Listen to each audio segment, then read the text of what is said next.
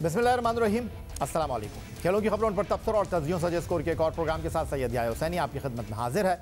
Pakistan cricket team ने England की नतुजबगार team के सामने जिस तरह हथियार डाले, उसके बाद वर्ल्ड कप 2023 में ग्रीन शर्ट्स के क्वालिफाई करना जोश लाने के मुतरादिफ ही नजर आ रहा है। बर्मिंघम के एडजस्टन क्रिकेट ग्राउंड पर बाबर आजम ने इनफरादी रिकॉर्ड की भरमार तो कर दी, लेकिन अपनी कप्तानी में शर्मनाक शिकस्त से न बच सके। इंग्लैंड का वो ग्राउंड जहां 332 रन का हुसूल पाकिस्तान के खिलाफ तीसरे मैच से कबल नाकाबिल तस्खीर रहा, वहां पाकिस्तान के बॉलर्स और फील्डर्स ने उसे मुमकिन बना दिया। 2 मैचों के बाद बैटिंग चली तो ये बड़ा हदफ बोर्ड पर सजाते ही पाकिस्तान टीम मदहोशी में चली गई। पूरी टीम के नज़दीक 300 रन तक पहुंचना ही किसी खिलाफ फतह करने से कम न था, इसीलिए कैचेस छोड़ते रहे और इंग्लैंड फतह के करीब पहुंचता रहा। तीसरे वनडे में पाकिस्तान को मिलने वाली फतह सीरीज़ का नतीजा तो न बदल सकी, लेकिन वर्ल्ड कप सुपर लीग में उनके पॉइंट ज़रूर बेहतर हो जाते। दौरा इंग्लैंड में ग्रीन टीम की हैरानकुन, तशवीशनाक और शर्मिंदगी से भरपूर शिकस्त पर गुफ्तगू करने के लिए हमारे साथ मौजूद हैं टेस्ट फास्ट बॉलर, क्रिकेट के सिकंदर बख्श साहब, सीनियर स्पोर्ट्स जर्नलिस्ट, रोज़नामा कराची के क्रिकेट कॉरेस्पॉन्डेंट अब्दुल माजिद भट्टी साहब, और इस्लामाबाद स्टूडियो से हमारे साथ होंगे दी न्यूज़ रावलपिंडी इस्लामाबाद के स्पोर्ट्स कॉरेस्पॉन्डेंट अब्दुल मोही शाह साहब। गुफ्तगू की शुरुआत सीधा माजिद भट्टी साहब आपसे करेंगे। पाकिस्तान टीम 332 रन के हदफ का दिफा कर नहीं सकी। पाकिस्तान क्रिकेट की तारीख़ पर अगर नगार डाली जाए तो ऐसी बहुत से मैचेस हैं जहां पाकिस्तान एक बड़ा स्कोर बोर्ड पर सजाने के बावजूद नाकामी के गड्ढे में गिर गया। लेकिन ओवरऑल अगर हम कल तीसरे वनडे इंटरनेशनल की बात करते हैं, कहाँ गलती हुई आपके ख्याल में? यही कल के मैच में जो मेरी नज़र में जब बाबर आजम ने 150 कर लिए और वो आउट हुए हैं, तो उसके बाद वो जो आखिरी 4-5 ओवरों में पाकिस्तान के 5 से 6 बैट्समैन जो ऊपर नीचे आउट हुए, शादाब खान भी उसमें 0 पे आउट हुए। मेरा ख्याल में यही वो लम्हा था जो इस मैच का टर्निंग पॉइंट था, क्योंकि अगर 30-35 रन और बन जाते तो शायद ये टारगेट मज़ीद मुश्किल हो सकता था। लेकिन 332 भी देखें इस इंग्लिश टीम के ख़िलाफ़। जेम्स विंस जिसने आज तक कभी वनडे क्रिकेट में सेंचुरी नहीं बनाई, कल हमने उसको भी सेंचुरी बनवा दी। उनके जो टेल अंडर्स आए 9वें नंबर के बैट्समैन जिस तरह पाकिस्तान के बॉलरों पर अटैक कर रहे थे, और पाकिस्तान के बॉलर्स जिस तरह शॉर्ट पिच बॉलिंग कर रहे थे, पाकिस्तान के यही जो 3 टॉप के फास्ट बॉलर हैं, शाहीन शाह अफरीदी, हारिस रऊफ़ और हसन अली, तीनों ने कल के मैच में पौने 200 रन दिए हैं। 7+ पर ओवर इनका स्ट्राइक रेट है। तो मतलब इतनी बुरी बॉलिंग के बाद हम किस तरह तवक्को रख सकते हैं कि पाकिस्तान की टीम इंग्लैंड की टीम को इंग्लैंड में हराएगी? नाकामी पर जितना लिखा जाए, जितना कहा जाए, कम ही दिखाई देता है। लेकिन सवाल यह है कि तैयारी क्या थी दौरा इंग्लैंड के लिए टीम पाकिस्तान की? 2016 से पाकिस्तान मुसलसल इंग्लैंड का दौरा कर रहा है, वहाँ की कंडीशंस के ऊपर बात हो रही है, वहाँ की पिचेस के ऊपर बात हो रही है, लेकिन साफ और वाज़ेह दिखाई दे रहा है कि ना तो हमारी कोई तैयारी थी, ना हमारी कोई मनसूबाबंदी थी। इत्तेफाक करेंगे सिकंदर बख्श साहब आप इससे? देखिए, इसमें सबसे पहले तो जो भट्टी साहब ने बोला, मैच तो खैर कल बहुत दिलचस्प रहा, मज़ेदार था। आखिरी वक्त तक देख रहे तो अलग बात है कि हमारी टीम हार गई, जिसको हम सपोर्ट कर रहे थे। बॉलिंग का उन्होंने बता दिया कि बॉलिंग तो पैथेटिक थी। अब रह गया सिलेक्शन की बात। देखें, कल मैं और आपने और भट्टी साहब ने प्रोग्राम किया तो मैंने एक चेंज की बात की थी, और वो चेंज थी उस्मान कादिर की। मैं चाह रहा था कि उस्मान कादिर तो इसलिए खेले कि अगर आप उठा के देखें, अभी आपने भट्टी साहब ने जो बताया बॉलर्स का, अगर आप स्पिनर्स को उठा के देखें, 10 ओवर कराए हैं शादाब ने, 4 कराए साउथ ने, दोनों ने मिलकर 81 रन दिए, जो कि 5 की इकॉनमी आती है। तो इसका मतलब है कि स्पिनर्स को फिर भी उन्होंने रिस्पेक्ट दी। फास्ट बॉलर की तो फुट लग रही थी, और वो शॉट गेंदे किए जा रहे थे, स्क्वायर या तो स्क्वायर कट हो रहा था या पुल हो रहा था। तो दैट्स अ पैथेटिक बॉलिंग। मुझे यकीन नहीं आ रहा था कि वकार यूनुस के वहाँ होते हुए इस किस्म की वो बॉलिंग कर रहे हैं। तो मेरे हिसाब से एक तो उनका प्लानिंग इंग्लैंड की कि भाई क्या कौन सा लड़का खेलना है, कौन सा नहीं खेलना। मेरे हिसाब से उस्मान कादिर जो है उसको खिलाना चाहिए था कल, उससे हो सकता है। वैसे तो रन्स कम बनाए, अगर हम 350 करके भी हार सकते थे, वो सब चीज़ अलग है। मगर जिस तरह की फील्डिंग, जिस तरह की बॉलिंग हुई है, और जो टीम की सिलेक्शन हो रही है, दैट इज़ अमेजिंग।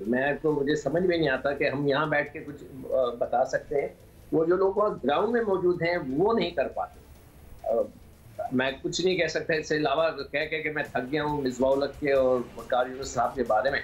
तो अब यही है कि अल्लाह खैर करे, जब ये T20 जीत जाएंगे हम सब भूल जाएंगे, हम सब उनकी तारीफें शुरू कर देंगे और फिर ये वाला चैप्टर क्लोज हो जाएगा। दौरा इंग्लैंड में टीम पाकिस्तान की वनडे क्रिकेट में 3-0 की नाकामी पर सिकंदर बख्श साहब कहते हैं कि मैं कुछ कह नहीं सकता, मुझे एक शायर का शेर याद आ गया कि 2-4 लफ्ज़ कह के मैं खामोश हो गया।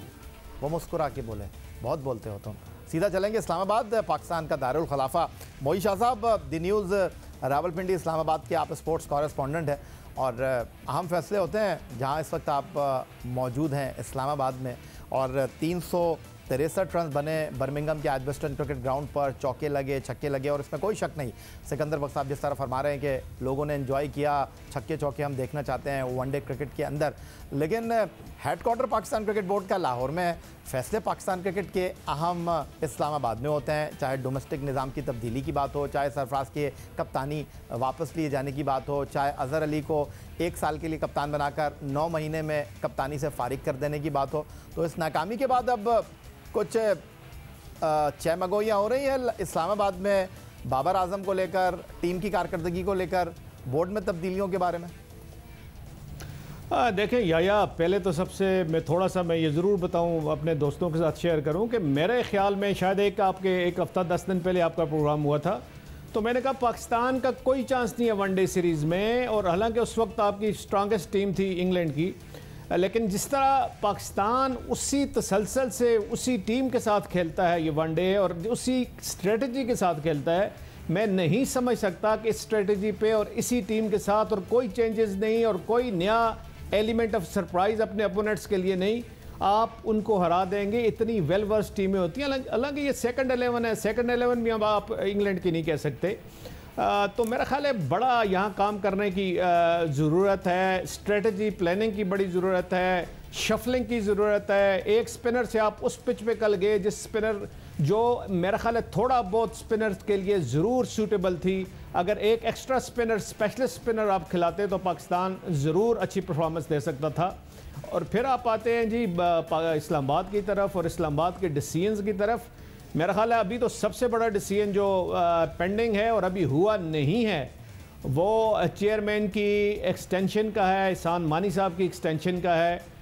वो जब कंफर्म हो जाता है या और उसके बाद फिर मेरा ख्याल है ये सारी चेंजेस चेयरमैन के साथ चेंजेस आहिस्ता आहिस्ता फिर होती हैं, और जब नया चेयरमैन आता है तो आपको पता है वो अपना पूरा पूल लेके आता है, pool of players, pool of officials, pool of technical people and those working with in the Pakistan cricket headquarter.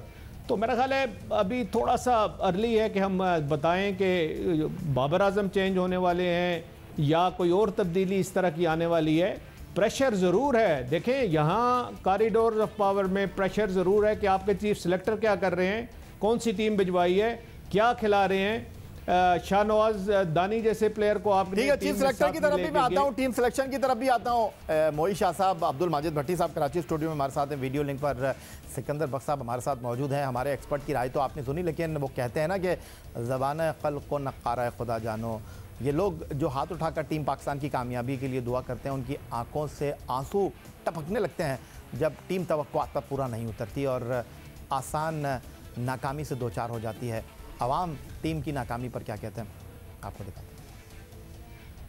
Team की परफॉर्मेंस बहुत ज़्यादा पैथेटिक थी, क्योंकि जिस लेवल की टीम इंग्लैंड की उस हिसाब से जो क्रिकेट टीम की परफॉर्मेंस बहुत ज़्यादा पैथेटिक थी, क्योंकि जिस लेवल की टीम इंग्लैंड की उस हिसाब से जो क्रिकेट पाकिस्तान ने खेली है वो मतलब समझ से बाहर क्रिकेट है। अगर किसी टीम के 7 या 8 आउट लगे हुए हैं तो उनको कम से कम ये चाहिए कि उस टाइम पे कंटेन करें और वो जो 2 विकेटें 3 विकेटें उनको उसी टाइम पे लेके मैच को उसी वक्त रैप अप करें।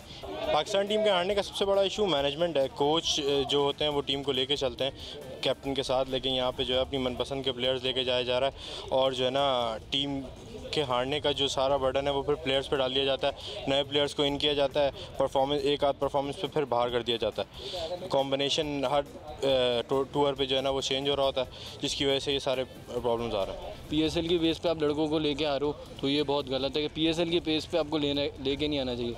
शोएब मकसूद को देख लें आप, उसको PSL की बेस पे आप उसको लेके आए और ODI में उसको आप लेके आ गए और उसने परफॉर्मेंस जो करी उसने T20 वाली क्रिकेट खेली है। उसने चेंज तो सिर्फ ये स्विंग बॉलिंग खेलना सीख गया बस, बाकी तो बाहर की पिचेस पे तो यही है, बॉल घूमेगा, आपको तो एडजस्ट करना ही करना है। मतलब अगर 2 मैचेस में नहीं कर पाए तो फिर फ़ायदा क्या है?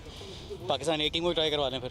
सिलेक्शन भी फिर ऐसी है कि आपने पीएसएल की परफॉर्मेंस पे 2-3 इनिंग्स के उस पर आपने उनको इंटरनेशनल टीम में ले लिया है, परफॉर्मेंस इतनी सच कोई नज़र नहीं आई। कैप्टनसी भी थोड़ी सी बात करूँगा क्योंकि वो भी बहुत up to the mark captaincy नहीं थी और ज़िम्मेदारी से जो है वो किसी ने परफॉर्म नहीं किया। इंग्लैंड ने अपनी पूरी टीम चेंज करी और उन्होंने पाकिस्तान की ए टीम को हरा दिया, तो ये बहुत ही बेइज्जती की बात है पाकिस्तान की टीम के लिए। सरफराज को इन करना चाहिए मिडिल ऑर्डर में, आपको उसकी बहुत ज़रूरत है। टीम की 3-0 से नाकामी पर अवाम क्या कहते हैं? आपने देखा किन किन शोबों में बेहतरी की ज़रूरत है, अवाम की तजावीज़ आपने देखी। सिकंदर बख्श, अब्दुल माजिद भट्टी, अब्दुल मोई शाह से मज़ीद गुफ्तगू एक ब्रेक के बाद।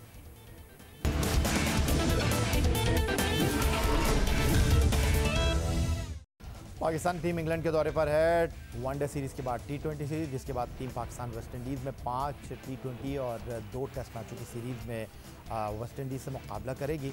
पाकिस्तान टीम की नाकामी पर पाकिस्तान के former test fast bowler 92 world cup की विनिंग टीम के रुकन और लाहौर कलंदर के डायरेक्टर क्रिकेट और कोच आकिब जावेद खासे बरहम दिखाई देते हैं। उनका क्या कहना है आपको बताते हैं।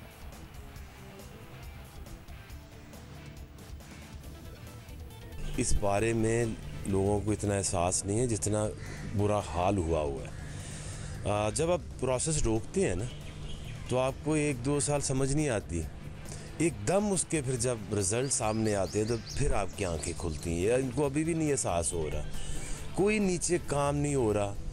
कोई वो जो एकेडमीज़ लगती होती थी 3.5 महीने की रीजनल, दैन NCA में वो 3.5 महीने के प्रोग्राम्स होते थे, तो एक वहाँ से आपको एक टैलेंट आइडेंटिफिकेशन हो जाता था। कुछ जितने प्लेयर्स हैं, ये सलमान बट से ले लें, जितने भी वहाँ से वो सामने आए,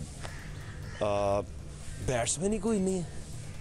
अगर आप देखें तो जहाँ थोड़ी सी भी बॉल सीम करेगी या बाउंस करेगी, वहाँ इनकी टेक्निक जो एक्सपोज हो जाती है।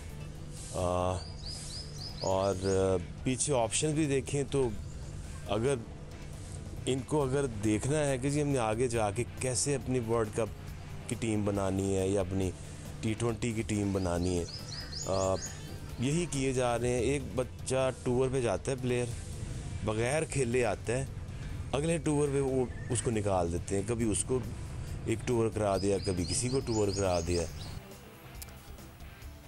पाकिस्तान और इंग्लैंड के दरमियान 3 एक रोज़ा मैचों के बाद 3 T20 मैचों की सीरीज़ है और वनडे सीरीज़ में क़यादत के फ़राइज़ अंजाम देने वाले बैन स्टोक को टीम से ड्रॉप कर दिया गया है और वर्ल्ड चैम्पियन टीम के कप्तान इयन मोगन टीम की क़यादत करते हुए हमें 3 T20 मैचों की सीरीज़ में दिखाई देंगे। और बाकी खिलाड़ियों में मोइन अली हैं, जॉनी बैरिस्टो हैं, जैक बेल हैं, टॉम बैंटन हैं, Jos Buttler, Tom Curran, Lewis Gregory, Chris Jordan, Liam Livingstone, Saqib Mahmood, David Malan, Matt Parkinson, Adil Rashid, Jason Roy और डेविड विली। ये इंग्लैंड का 16 रुकनी T20 स्क्वाड है जो पाकिस्तान के ख़िलाफ़ 3 T20 मैचों की सीरीज़ में मुकाबला करेगा।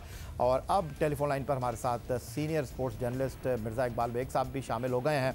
मिर्ज़ा इकबाल बेग साहब, पाकिस्तान टीम का दौरा इंग्लैंड, पहला मरहला तो कुछ इतना अच्छा रहा नहीं और हैरानकुन बात यह है कि वो इंग्लैंड की टीम जो 4 दिन पहले टीम ही नहीं थी, उसने हैरान कर दिया, शशदर कर दिया टीम पाकिस्तान को। बहुत बहुत शुक्रिया याया। कहते हैं ना कि अमाल का दारोमदार नीयतों पर होता है, इनकी नीयत ठीक नहीं है। अगर आप हकीकत की निगाह से देखें तो पाकिस्तानी टीम के जो हेड कोच हैं मिसबाह-उल हक अपने मंजूर नज़र लोगों को नवाज रहे हैं। हालांकि इतने सारे लोग साथ लेकर गए, कहाँ गए अब्दुल्ला शफीक, उसे दौरे कराते घुमा के न्यूजीलैंड ले गए, वहाँ खिलाया, उसके बाद साउथ अफ्रीका जिम्बाब्वे से बगैर खिलाए ले आए, यहाँ बगैर खिलाए उसको बिठाया हुआ है। मोहम्मद नवाज कहाँ है, हसनैन कहाँ है, इनकी टीम की कारकर्दगी इसीलिए जवाल की तरफ गामजन है कि ये फेवरेटिज्म को फरोग दे रहे हैं। अब अगर आप एग्जाम्पल लें शादाब खान और फहीम अशरफ की, मैं तो उन्हें सर फहीम अशरफ और सर शादाब खान कहूँगा क्योंकि फहीम अशरफ ने गुज़िश्ता 10 मैचों में 72 रन स्कोर किए वनडे में और सिर्फ 4 विकेटें लिए। उनको खिलाए जा रहे हैं। लेकिन ये इकबाल बेग साहब, सर का खिताब तो इंग्लैंड में दिया जाता है, आपने भी देना शुरू कर दिया। हाँ, तो चूंकि परफॉर्मेंस इनकी इंग्लैंड के खिलाफ रही ना, तो उल्टा कर दिया मैंने कि बजाय इंग्लिश खिलाड़ियों को वो मास्टर ऑफ ब्रिटिश एम्पायर या ओबी ऑर्डर ऑफ ब्रिटिश एम्पायर के इनको हम देने खिताब, क्योंकि पाकिस्तानी टीम तो हार गई है। अब शादाब खान की या अगर आप बात करें तो शादाब खान ने 10 मैचों में 109 रन और 10 विकेटें। आप उनको वाइस कप्तान बनाकर खिलाए जा रहे हैं। कुछ ये टीम किसी की जाती टीम नहीं है, ये पाकिस्तान की टीम है। और इस टीम के लिए जो लोगों के दिल धड़कते हैं, लोग इतने मायूस हैं कि 3-0 आप सीरीज हार गए, आप 331 को डिफेंड नहीं कर पा रहे। मैं समझता हूँ कि इनकी नीयतें सही नहीं है। सिकंदर बख्श साहब, एक चीज़ जो मैं आपसे डेफिनेटली शेयर करना चाहूँगा, कल जब इंग्लैंड की टीम वनडे सीरीज़ जीती, बहुत काम थे, बहुत कूल थे, गैर ज़रूरी एक्शन नहीं दे रहे थे इंग्लैंड के खिलाड़ी। उन्होंने ट्रॉफ़ी भी लिफ्ट की।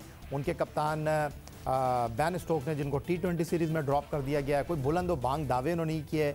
और जो एक चीज़ मैं बहुत ज़्यादा महसूस कर रहा था वो ये कि साकिब महमूद हुए या जेम्स विंस हुए, जिन्होंने तीसरे मैच में सेंचुरी स्कोर की, ना उन्होंने कोच सिल्वरवुड को क्रेडिट दिया, ना साकिब महमूद ने कहा कि स्टोक भाई का बहुत शुक्रिया, उन्होंने मुझे बड़ा एतमाद दिया। ये चीज़ें मुझे इंग्लिश ड्रेसिंग रूम में दिखाई नहीं दी। लेकिन ये हमारे पास बड़ा होता है कि एक सीरीज़ जीत जाए, एक मैच जीत जाए, कोच का बहुत शुक्रिया, चेयरमैन का बहुत शुक्रिया, चीफ एग्जीक्यूटिव का बहुत शुक्रिया, कप्तान का बहुत शुक्रिया। यार देखो, हर एक का अपना अपना कल्चर है, उनका अपना कल्चर है, हमारा अपना कल्चर है। हमारे यहाँ ये बहुत होता है कि फलां भाई का शुक्रिया थे, फलां भाई का। और एक दफ़ा मैं मतलब नाम नहीं लेना चाहता, मशहूर क्रिकेटर को मैंने कहा, यार तुम कल तो बैठे कोच की बुराई कर रहे थे और तुमने मैन ऑफ द मैच में उसका नाम लेकर बोला कि जी इनके वजह से हम जीत गए। तो कहने का भाई मैं क्या करूं, मैं बातें कर रहा था, अपना प्रोग्राम कर रहा था और वो पीछे से कोनियाँ मार रहे थे, मेरा नाम लो, मेरा नाम लो, मेरा नाम लो। तो हमारे यहाँ तो ये होता है। हमारे यहाँ तो देखें आप, जैसी टीवी पे नजर आएगा कोच जो है वो खड़ा हो जाएगा, इशारे करना शुरू हो जाएगा कि जबरदस्त ये वो। तो ये हमारा एक कल्चर है। तो हम इस कल्चर और उनके कल्चर में जमीन आसमान का फर्क है और हम इसको मैच नहीं कर सकते। तो मोहित शाह साहब, उन्होंने तो वनडे टीम के कप्तान को ही टीम से ड्रॉप कर दिया और मॉर्गन के आते ही बैन स्टोक की छुट्टी। देखिए, मेरा ख्याल है स्टोक्स की जहाँ आप बात कर रहे हैं तो वो फिजिकली इतने फिट नहीं थे कि वो उनको टीम में वनडे टीम की कप्तानी भी दी जाती। वो तो अचानक ऐसे हालात पैदा हुए कि, लेकिन शाह साहब उन्होंने ड्रॉप का लफ्ज इस्तेमाल किया है। उनके बारे में ये नहीं कहा कि उनको हमने रिहैब के लिए वक्त दिया, उन्होंने ड्रॉप का लफ्ज इस्तेमाल किया। बिल्कुल, जी जी जी जी, इसलिए किया होगा कि मेरा ख्याल है वो ही इज़ नॉट 100% फिट, और ड्रॉप इसलिए किया कि वो अपनी फिटनेस पे जो कमियां हैं, कमी बेशी है, वो पूरी करें। फिटनेस की भी वजह से आप ड्रॉप होते हैं, ये नहीं कि आप फॉर्म की वजह से ही ड्रॉप हो। बेन स्टोक को कोई भी टीम मेरा ख्याल है ड्रॉप करना अफोर्ड नहीं कर सकती अगर if he is in form. तो प्रॉब्लम ज़रूर है, लेकिन अब देखें ना, जो टीम आपको T20 में मिली है पाकिस्तान को, वो मेरा ख्याल top of the line team है इसकी इंग्लैंड की। और जहां आप सेकंड 11 से आपको इतना मुश्किल हुई आपको वनडे सीरीज़ में, तो यहाँ आपको तो परफॉर्मेंस बड़ी अच्छी दिखानी पड़ेगी। ये ज़रूर है कि पाकिस्तान की जो T20 टीम है कदरे बेहतर है, T20 का उनको एक कल्चर डेवलप हो गया इस मुल्क में, और T20 की परफॉर्मेंस आपको अच्छी नज़र आएगी। बहुत शुक्रिया आपका मिर्ज़ा इकबाल बेग साहब, बहुत शुक्रिया आपका अब्दुल माजिद भट्टी साहब, बहुत शुक्रिया आपका अब्दुल मोहित शाह साहब, और बहुत शुक्रिया आपका सिकंदर बख्श साहब। यही आज का हमारा प्रोग्राम था। हमारे एक्सपर्ट की राय आपने सुनी। आप अपनी राय का इज़हार कर सकते हैं, ट्विटर पर मुझे फॉलो कर सकते हैं, फेसबुक पर हमारा पेज score.geo news, जहाँ जाकर आप इस प्रोग्राम के क्लिप्स एक बार फिर देख सकते हैं, और आप हमें ईमेल कर सकते हैं, अपनी राय का इज़हार कर सकते हैं score@geo.tv पर। इस दुआ, इस उम्मीद, इस तवक्को के साथ कि पाकिस्तान में खेल और खिलाड़ी तरक्की करते हैं, सैयद याहिया हुसैनी को स्कोर की पूरी टीम के साथ अगले प्रोग्राम तक के लिए इजाज़त दीजिए। अल्लाह हाफ़िज़।